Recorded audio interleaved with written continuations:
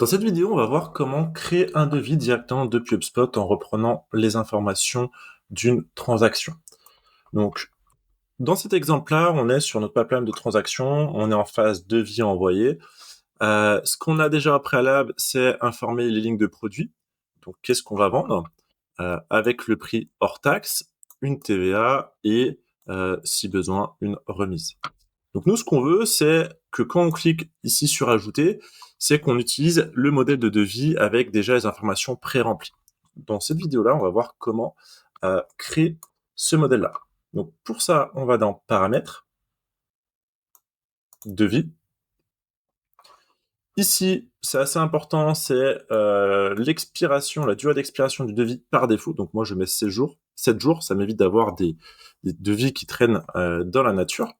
Si cette durée est dépassée, alors le devis est désactivé. Donc ça veut dire que votre interlocuteur, pour lire le devis, il est obligé de vous envoyer un mail pour que vous réactiviez le lien.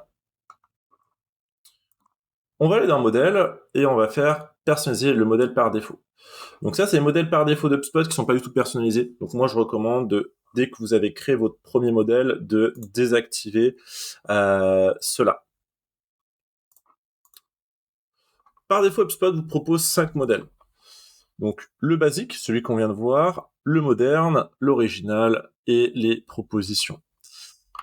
Si on regarde un petit peu, c'est l'utilité et la puissance de personnalisation qui va changer. Là, on est sur un modèle de type devis, enfin de type contrat. Ici, on est sur un devis, lui et celui-là sont intéressants parce que si vous avez des descriptions à mettre dans vos produits, il est beaucoup plus intéressant que celui-là, devis original, où la description, en tout cas, va prendre beaucoup de place sur l'écran. Donc si c'est un devis très simple, vous prenez celui-là. Si vous avez des descriptions assez importantes sur chaque ligne, vous prenez cela. Après, l'idée, bien sûr, c'est à vous de tester, de voir vraiment qu'est-ce qui vous intéresse. Pour l'exemple, parce que le paramétrage est exactement le même partout, pour l'exemple, je vais prendre le basique, que je vais appeler test vidéo, bien sûr. Et là, on va pouvoir choisir, en tout cas modifier les sections qui nous intéressent. Donc, code name, titre du devis, par défaut, donc ça c'est un token qui par défaut va reprendre le titre de la transaction. Donc moi c'est quelque chose que je ne change pas, comme ça par défaut on a quelque chose d'assez personnalisé. Le logo, pareil, par défaut ça va reprendre le logo de votre charte graphique qui a été paramétré dans HubSpot dans la précédente vidéo. Si vous voulez un logo personnalisé par rapport à vos devis, vous cliquez ici et vous l'enregistrez. Buyer company, donc là ça reprend automatiquement les informations qui sont sur l'entreprise rattachée à la transaction. Référence, donc numéro de devis, qu'on va retrouver ici, qui est généré automatiquement. Ça c'est pour les informations sur début, fin, expiration. Sender company. Ça, par défaut, ça va reprendre les informations de votre compte. Moi, j'aime pas trop ça parce que ça n'indique pas, par exemple, votre numéro de TVA, votre numéro RCS, etc. Donc, en tout cas, pour la Sender Company, moi, ce que je recommande, c'est de supprimer tous ces jetons-là et directement de mettre vos informations dans le dur. Votre siège social, logiquement, n'est pas voué à changer. Ou en tout cas, pas toutes les semaines. Ensuite, Sender Contact, ça par contre, on va le laisser, parce que s'il y a plusieurs commerciaux qui envoient des devis, au moins, ça, c'est des informations qui sont adaptées au commercial. Donc là-dessus, il y a un vrai intérêt que ça reprenne les informations via des tokens. Code total, ça, on peut pas changer beaucoup. C'est le du maintenant qu'on retrouve ici, qu'on va retrouver, enfin, que moi, du coup, j'ai enlevé. Normalement, il se retrouve ici. Moi, je l'ai enlevé. Pourquoi est-ce que je l'ai enlevé? Parce que en fait, le code total, on le retrouve en bas du devis. Par défaut, on le retrouve ici. Donc moi, c'est quelque chose que j'enlève. Hop, voilà, qui est plus ici. Comme ça, quand mon prospect reçoit mon devis, il voit le détail de le total, plutôt que de voir le total, le détail. Ça, c'est la préférence personnelle. Très important, line item table. Donc ça va être pour personnaliser ce tableau-là.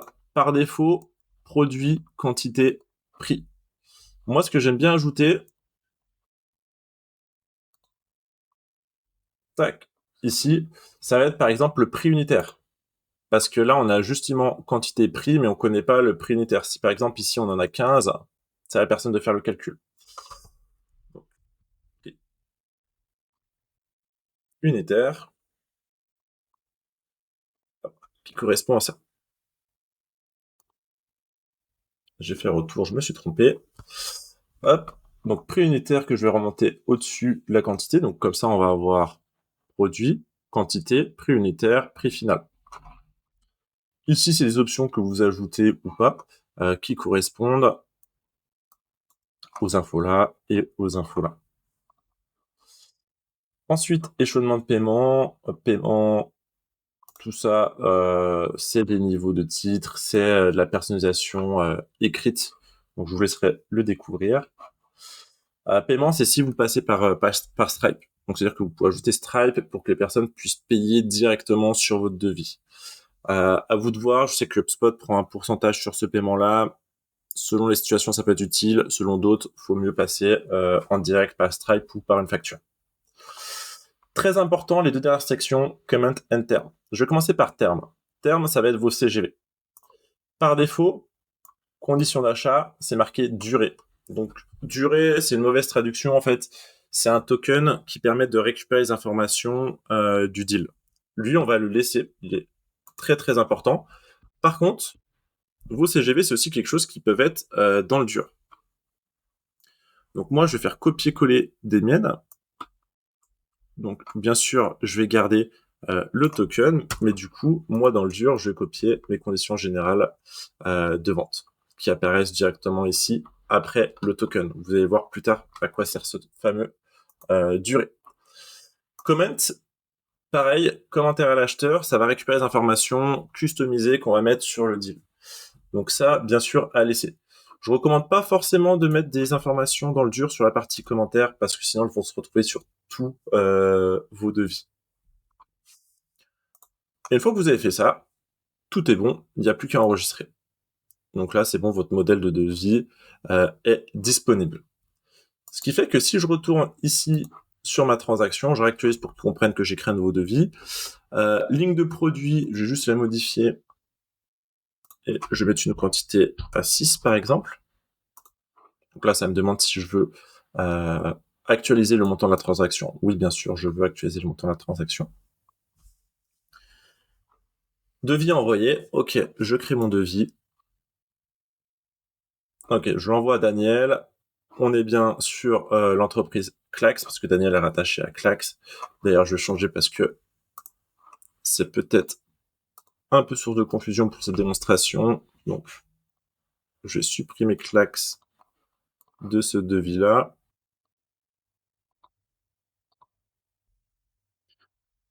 Et on a rajouté HubSpot comme entreprise rattachée au deal. Juste parce que j'ai fait ça, je réactualise la page, je crée mon devis. Hop. Donc du coup, Daniel, rattaché à l'entreprise HubSpot.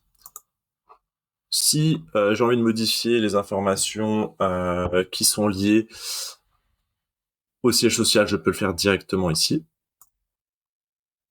Suivant, donc là c'est mes informations, on est bon.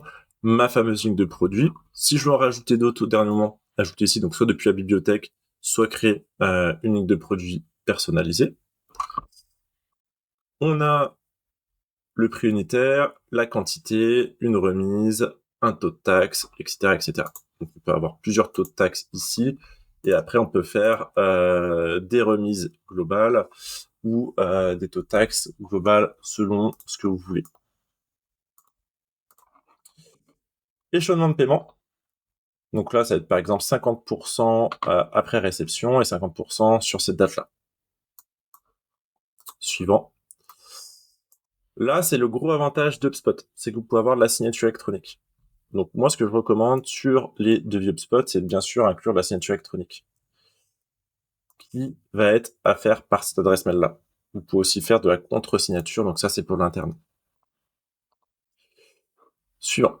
OK. Et donc là, je retrouve la partie la plus importante du devis. Je choisis mon modèle, donc vidéo test. Le nom du devis, comme je vous disais, ça a repris le nom de la transaction.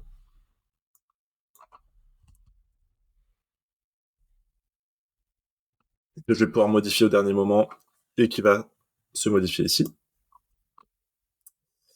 Date d'expiration, donc par défaut, c'est à plus 7 jours. Commentaire pour l'acheteur, ici, on va pouvoir ajouter tout ce qu'on veut. Ça va automatiquement le mettre ici. Ce qu'on peut faire, c'est aussi utiliser les blocs de texte. Donc ça, c'est quelque chose qu'on a vu dans une vidéo précédente pour gagner du temps. Par exemple, information à confirmer.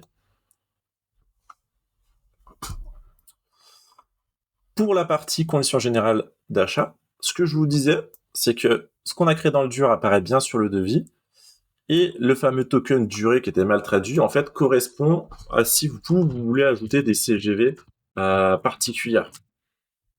En fait, le fait d'écrire ici va incrémenter le token qu'on avait sur notre modèle. Une fois que tout ça est bon, suivant, on vérifie. OK, quantité 6, prix unitaire 1000. On a un prix de 5700, après une remise de 5%. Et on rajoute de la TVA, ce qui nous fait un total du coup de 6800. Toute cette partie-là, récapitulatif, ici, ça c'est quelque chose que vous pouvez gérer dans le devis et enlever ces sous-segments-là dans les paramétrages de votre modèle de devis. On a notre échelonnement de paiement, on a notre commentaire et on a nos conditions particulières au-dessus des conditions générales de vente. On crée notre devis, hop, qu'on retrouve ici. Donc là, il est en cours de publication. Je réactualise ma page. En attente de signature, donc 0 sur 1. Si je veux le vérifier, je clique ici, je peux le relire. Hop, tout va bien pour moi. Là, il y a la signature qui est en train de se générer. Et ce que je vais faire quand je veux vouloir envoyer mon devis à Daniel, je m'embête pas. Email, créer un email à Daniel, modèle envoi de devis manuel. Donc ça, c'est un template que j'ai directement créé.